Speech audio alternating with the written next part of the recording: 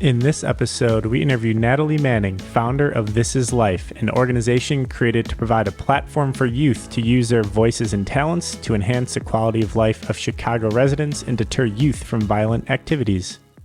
So thanks everyone for tuning into this episode. Today we have Natalie Manning, who's a co-founder and executive director of This Is Life. Natalie, thank you so much for your time this afternoon.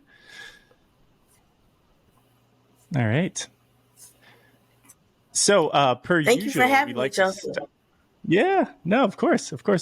So we like to start with mission statement. So if you would, what is the mission of This Is Life? So This Is Life basically is a motivational platform that allows youth to be able to use their voice here in the city of Chicago through performing arts, as well as we provide resources for their families here in the Chicagoland area. All right, boom. Now we'll definitely get into what that is, what those resources are, and the programming. But before we do, why you? Why is this an organization you wanted to co-found? Well, it was an idea brought to me by my son when he was in middle school. They used to do like oratory.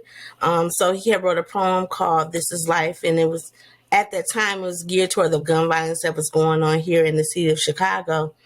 And he was doing various performance opportunities here throughout the Chicagoland area. So he had came home one day and said that he wanted to have his own event. And I'm like, what do you want to call it? And he said, This Is Life. So that's pretty much how This Is Life was founded. Basically, my son came home with an idea and I helped him bring that to fruition. Yeah. And I'd love to dig into the history of that. So how many years ago was that, and what was like a part of the origin story of some of the initial programming that you all did? So it was started about 10 years ago. My son was 11 years old. Next month he'll be 21.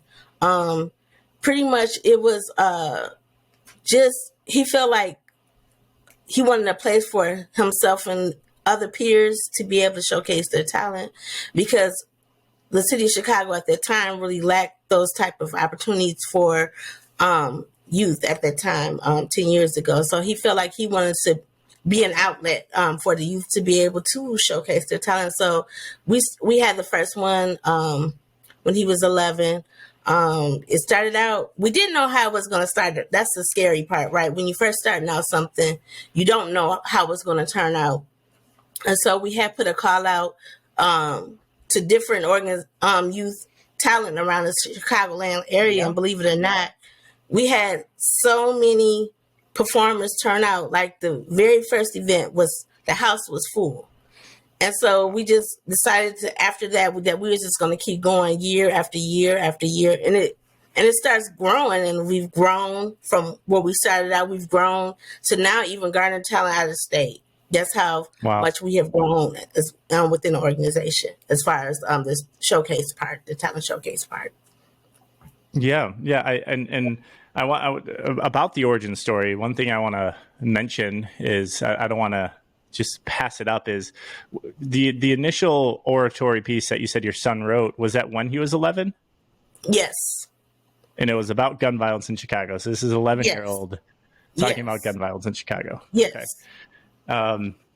So myself, I grew up in Chicago, South Side, Beverly. So as far south as literally the limits of Chicago are. That's not something that I remember experiencing when I was 11. So what did it feel like as a parent reading that? It sounded like it obviously sparked inspiration to do something and co-found this organization. But like what was going through your head when that you read that oratory piece that your son wrote? Oh, well, because I don't know if you remember when Hydea Pimpleton had passed away. That was like when she had, because that was in our neighborhood, in the area in which we live in, very, close by. And so that pretty much kind of like sparked a piece in the oratory, because that was going on during that time. Because she was getting ready to go to the inauguration for Obama at the particular time.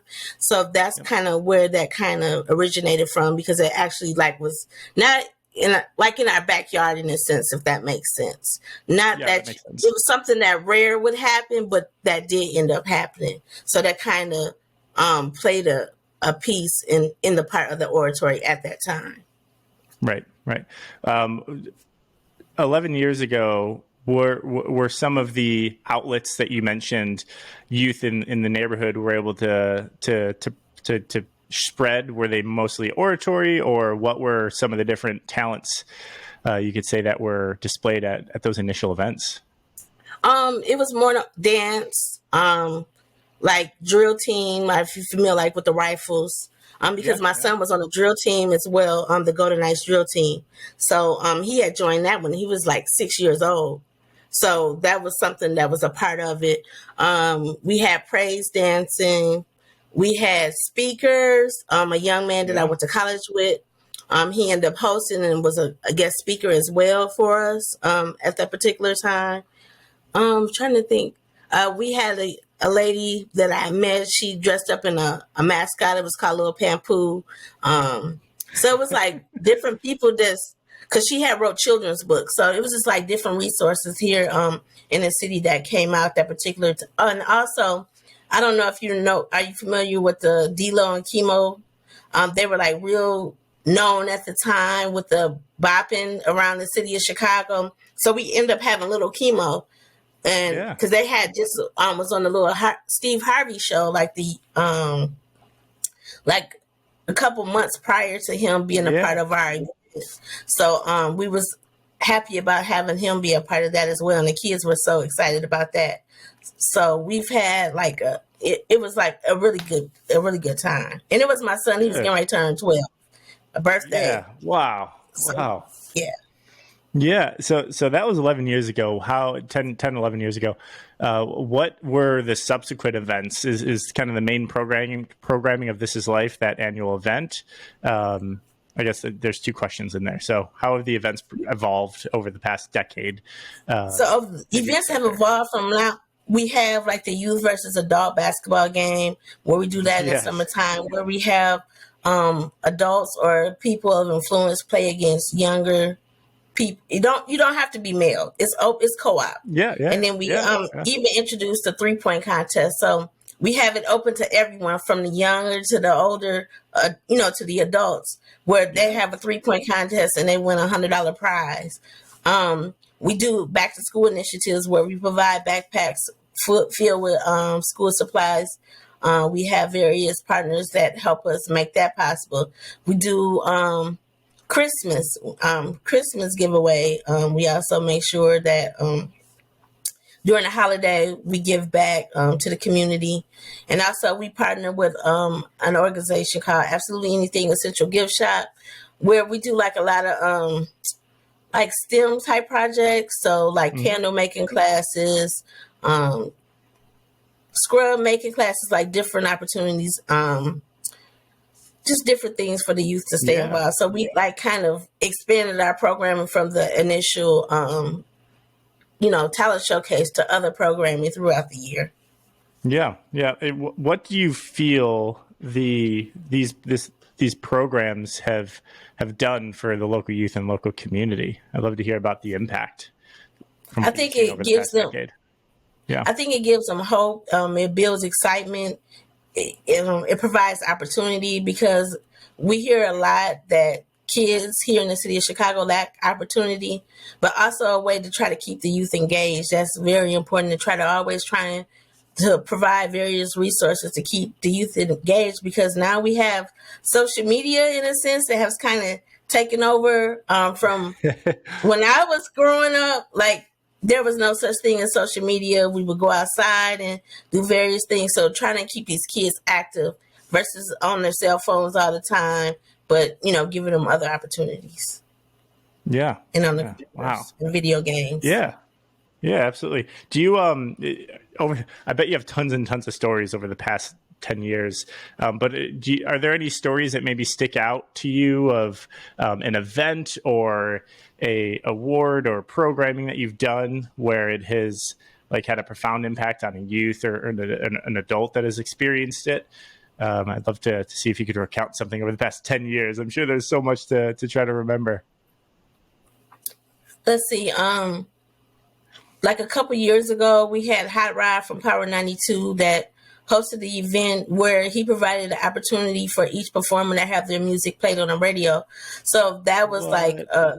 an absolute, I mean, an awesome opportunity, because a lot of times it's it's kind of hard to really get your music played on the radio, right? Because you have Yeah. to be in So the hard. top 100 or whatever the case may be, or you got to be viral on social media. So giving them an opportunity to have their music played, I think that was Hmm.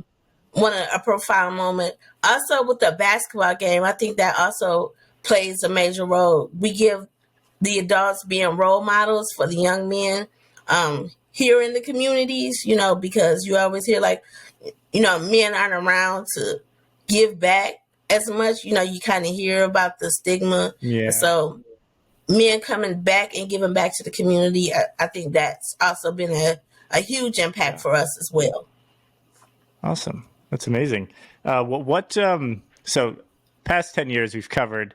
Next 10 years, what do you hope this is life evolves to, and and what do you see it as? Well, in the next 10 years, I'm hoping that we're able to go around the country with our program, and not just in the Chicagoland area, but other places around the country, to just show the impact of what the organization has done, and we how it's impactful and how it's changed lives and provided opportunities. We get a lot of kids that's never performed on the stage for the first time, Yeah. that actually come out and be a part of what we're doing. And there's you don't have to necessarily have been a performer before. We're giving you the stage. Here's the opportunity. Now show us, show the world what you have to offer. Yeah. So that's Yeah. pretty much what we're doing with the platform. Yeah. So this is life is going to be the next like America's Got Talent. Yes. That's amazing. Wow. Wow. Wow. Wow. What are some of the upcoming events that you want to call out? Are there like annual events that happen every year, or is it just based on where you feel an event would have some cool impact? So we're having our annual fundraiser on April 30th at the Shine Bright Community Center at 8560 South Cottage Grove.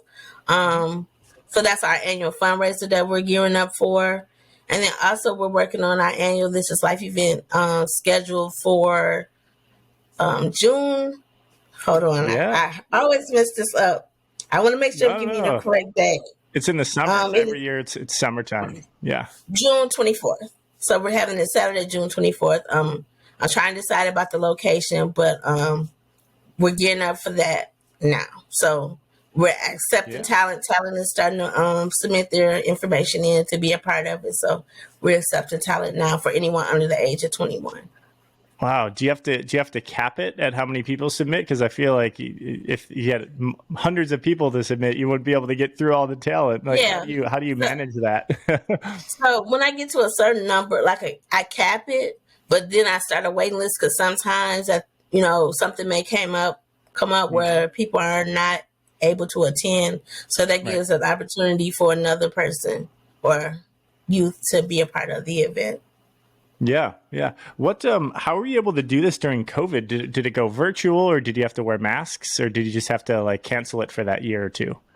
So right before COVID, we were having our last one. It was in March, and that's why when COVID hit, we moved it to June. The following year, we moved it to June, and we were able to do it because we were outdoors, and Yep. we just had to follow the rule of the Yeah. 6 feet, but people had to wear masks, so we were able to do it. But we did do a virtual concept where we had sorry about that.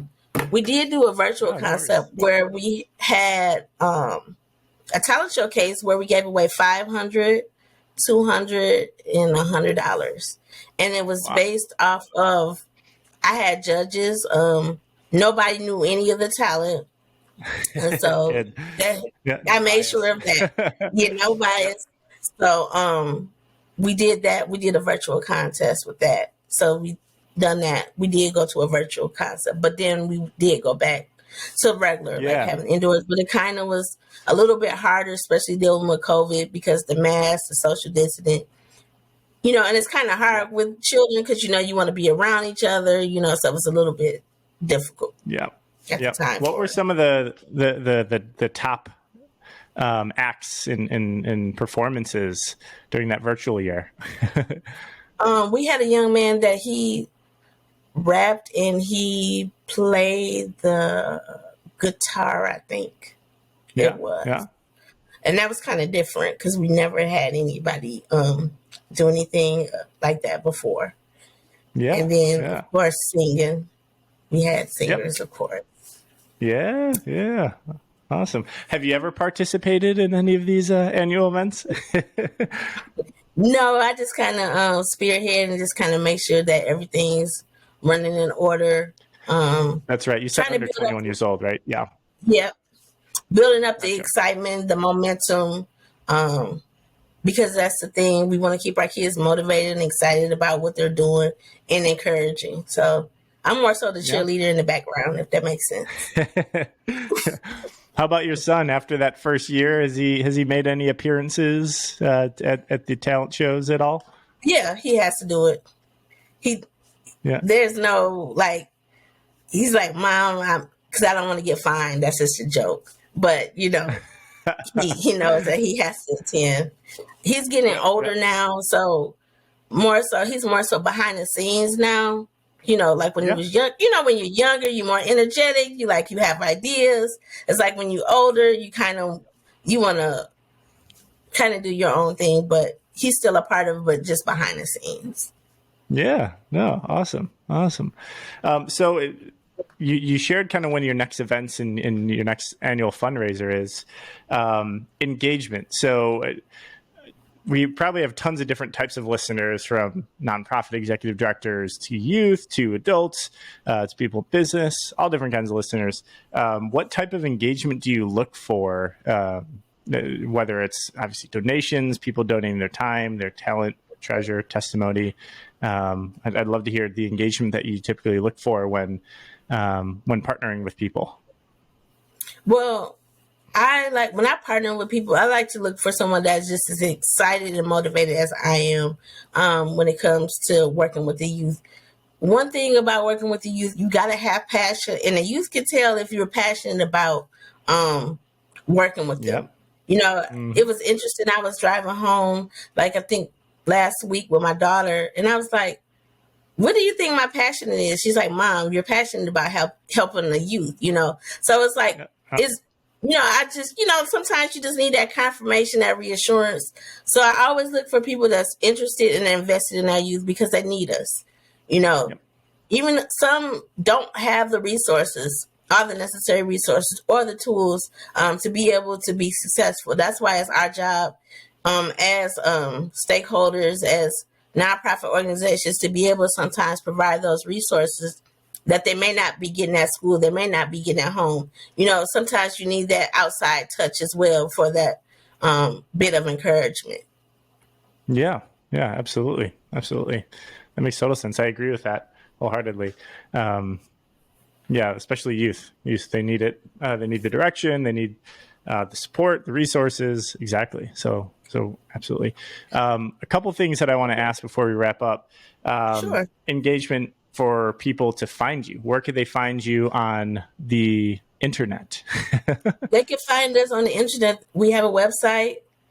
This is lifeshy.org. You can find us on Instagram. This is Life Shy. You can find us on Facebook. This is Life. I'm trying to work on changing to This is Life Chicago, but This is Life for right now. You can find us on Twitter. This is Life. I don't have a TikTok yet. I'm trying to still figure that out, but I'm working on that. Me too. It is. It's just another rabbit hole, I feel like, to go down. It's tough. Yeah. Yep. Oh man. Awesome. And then lastly, what is something that you want to leave us with, whether it's something that we didn't talk about or any truth bombs or any inspiration or things that you want to share with us before we wrap up the episode? I just want everyone to continue to stay motivated, continue to be encouraged. Sometimes it gets tough where you want to throw in the towels because you may not get the donations or you may not get the sponsorships or the support that you need, but just keep going, especially if this is something that you believe in. Yeah, absolutely. And lastly, I want to call it this shirt. So what is this shirt that I'm wearing right here?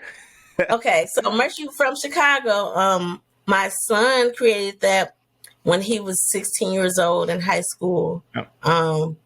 Basically, just you're representing Chicago.